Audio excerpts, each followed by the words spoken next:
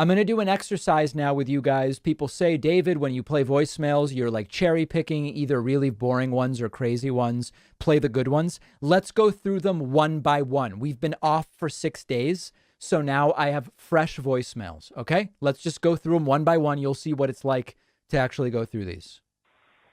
Hi, David. My name is Shashi. I was rewatching, or catching up rather, on your show from yesterday, and I got to the Michael Savage segment of the show. And first of all, it gave me embarrassment that I used to listen to that guy and take him seriously. But secondly, his analogy of comparing the critical race theory stuff to the Holocaust reminded me of... All right, so that goes on for 2 minutes. That's not a good fit for the show. Here's another one. Next. We're going one at a time. Hi, David. Bizarro conspiracy theory coming your way. I just made this up watching your video on Diamond and Silk. So are Diamond and Silk slaves? Like, are they like descendants of like actual slaves that were like owned by some of these Republicans? All right, here's the next one. Hey, David, it's Ryan. I gotta see if you've seen this clip.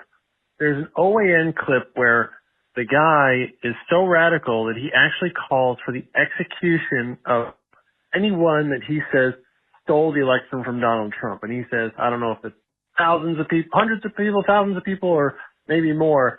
And he just calls for their execution, literally on OAN, calling for mass execution. Okay. Here's the next one. Hey, I remember a couple years ago, Alex Jones once invited Emma Vigeland on his show to debate him, and she turned it and she refused. I'm just wondering what's up with that. Okay, so see, like, there's no, I don't know, some people just don't know how a show works, but I can't do a segment on Emma Vigeland turning down an invitation 3 years ago, you know? It's not a segment for the show. Okay. Let's see. Next one. Hi, David. I signed up for a membership on your site, and I used a coupon code, and now I'm in prison. Okay. Can you please post bail for me? All right. That's sort of funny. Here's the next one.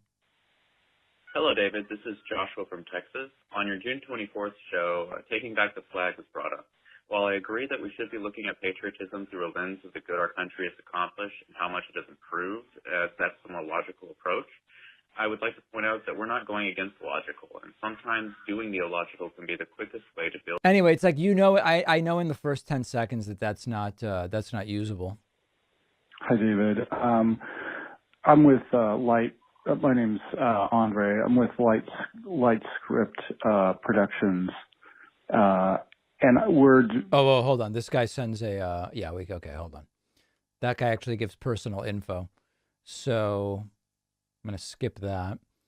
All right. Hey, David. I was wondering if you had any thoughts about that bogus audit that's going on in Arizona. I don't think enough attention's been... Yeah, it's like, I've done 10 segments about the Arizona audit. We're going one by one. I'm not skipping anything, okay? Hey, David, I find this this General Milley's comment really fascinating because what he's doing is he's addressing one of the most fundamental tenets of Trumpism, and that and this new conservatism, and that is this: that smart people are stupid, and and what he's saying is that he finds this offensive, and that he thinks that people should be smart. And okay. Oh, here's Ronald Reagan. Ronald Reagan called in. D-Man, this is Reagan. I wanted to address something with you that's been bothering me for some time. I'll start with a story about my personal life. Okay, and again, it's 3 minutes long. Total love to Reagan, but we can't, we don't do 3-minute voicemails on the show. This is why it's so tough to find voicemails for the show. It's like 1 out of maybe 100 that are sort of usable.